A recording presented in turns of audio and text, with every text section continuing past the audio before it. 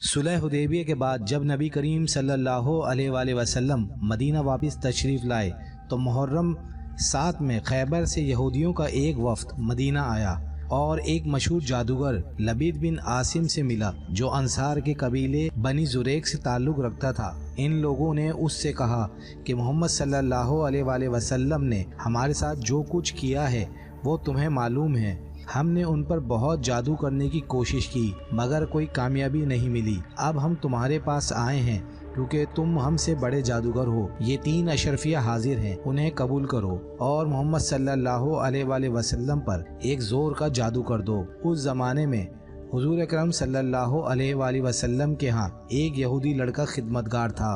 اس سے ساز باز کر کے ان لوگوں نے حضور اکرم صلی اللہ علیہ وآلہ وسلم کی کنگھی کا ایک ٹکڑا حاصل کر لیا جس میں آپ کے منہ مبارک تھے۔ انہی بالوں اور کنگھی کے دندانوں پر جادو کیا گیا۔ بعض روایت میں یہ ہے کہ لبید بن عاصم نے خود جادو کیا تھا اور بعض میں یہ ہے کہ اس کی بہنیں اس سے زیادہ جادوگرنیاں تھیں، ان سے اس نے جادو کروایا تھا۔ اس جادو کو ایک نر کھجور کے خوشے کے غلاف میں رکھ کر لبید نے بنی زریق کے کنویں زروان نامی تہ میں ایک پتھر کے نیچے دبا دیا۔ اس جادوگر کا اثر نبی کریم صلی اللہ علیہ وآلہ وسلم پر ہوتے ہوئے پورا 1 سال لگا۔ دوسری ششماہی میں کچھ صغیر مزاج محسوس ہونا شروع ہوا۔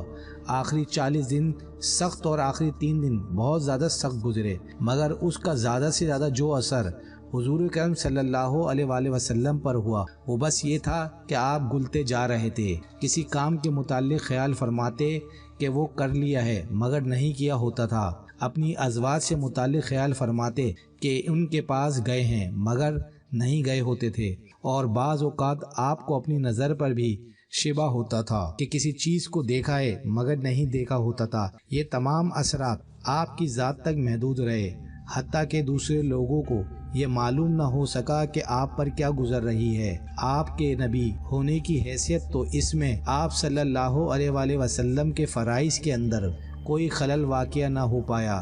کسی روایت میں یہ نہیں کہ اس زمانے میں آپ قرآن کی کوئی آیت بھول گئے ہوں یا کوئی آیت آپ نے غلط پڑھ لی ہو، یا اپنی صحبتوں میں اور اپنے وضو اور خطبوں میں آپ کی تعلیمات کے اندر کوئی فرق واقع ہو گیا ہو، یا نماز آپ سے چھوٹ گئی ہو، لیکن آپ کی حیثیت نبوت اس سے بالکل غیر متاثر رہی، اور صرف اپنی ذاتی زندگی میں آپ اپنی جگہ اسے محسوس کر کے پریشان ہوتے رہے۔ آخر کار ایک روز آپ حضرت عائشہ رضی اللہ تعالیٰ عنہ کے ہاں تھے کہ آپ نے بار بار اللہ تعالیٰ سے دعا مانگی۔ اسی حالت میں نیند آ گئی یا غنودی طاری ہوئی، اور پھر بیدار ہو کر آپ نے حضرت عائشہ سے کہا کہ میں نے جو بات اپنے رب سے پوچھی تھی وہ اس نے مجھے بتا دی ہے۔ حضرت عائشہ رضی اللہ تعالی عنہ نے عرض کیا وہ کیا بات ہے؟ آپ نے فرمایا 2 آدمی یعنی فرشتے 2 آدمیوں کی صورت میں میرے پاس آئے، ایک سرہانے کی طرف تھا دوسرا پائنتی کی طرف۔ آپ نے پوچھا انہیں کیا ہوا؟ دوسرے نے جواب دیا ان پر جادو ہوا ہے۔ اس نے پوچھا کس نے کیا ہے؟ جواب دیا لبید بن عاصم نے۔ پوچھا کس چیز میں کیا ہے؟ جواب دیا کنگھی اور بالوں میں، ایک نر کھجور کے خوشے کے غلاف کے اندر۔ پوچھا وہ کہاں ہے؟ جواب دیا بنی زریق کے کنویں زروان کی تہ میں پتھر کے نیچے ہے۔ پوچھا اب اس کے لیے کیا کیا جائے؟ جواب دیا کہ کنویں میں پانی کی سوت دیا جائے اور پھر پتھر کے نیچے اس کو نکالا جائے۔ اس کے بعد نبی کریم صلی اللہ علیہ وآلہ وسلم نے حضرت علی رضی اللہ تعالیٰ عنہ اور حضرت عمار بن یاسر رضی اللہ تعالیٰ عنہ اور حضرت زبیر کو بھیجا۔ ان کے ساتھ جبیر بن ایاس الرزقی اور قیس بن محسن الرزقی رضی اللہ تعالیٰ عنہ بھی شامل ہو گئے۔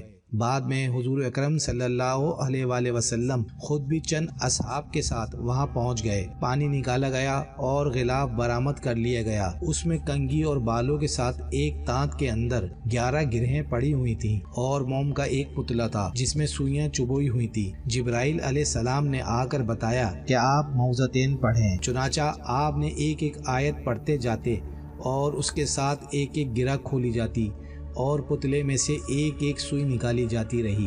خاتمے تک پہنچتے ہی ساری گرہیں کھل گئیں، ساری سوئیاں نکل گئیں اور آپ جادو کے اثر سے بالکل ایسے ہو گئے جیسے کوئی شخص بندھا ہوا تھا پھر کھل گیا ہو۔ اس کے بعد آپ نے لبید کو بلا کر بات پرس کی۔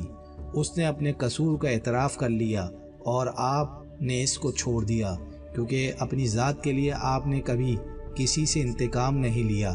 یہی نہیں بلکہ آپ نے اس کا معاملے کا چرچا کرنے سے بھی یہ کہہ کر انکار کر دیا کہ مجھے اللہ نے شفا دی ہے۔ اب میں نہیں جانتا کہ کسی کے خلاف لوگوں کو بھڑکاؤں۔ جادو کا اثر صرف ذات محمد صلی اللہ علیہ وآلہ وسلم پر ہوا تھا، نبوت محمد صلی اللہ علیہ وآلہ وسلم اس سے بالکل غیر متاثر رہی۔ اس ویڈیو کو زیادہ سے زیادہ شیئر کریں، اچھی بات دوسروں تک پہنچانا صدقہ جاریہ ہے۔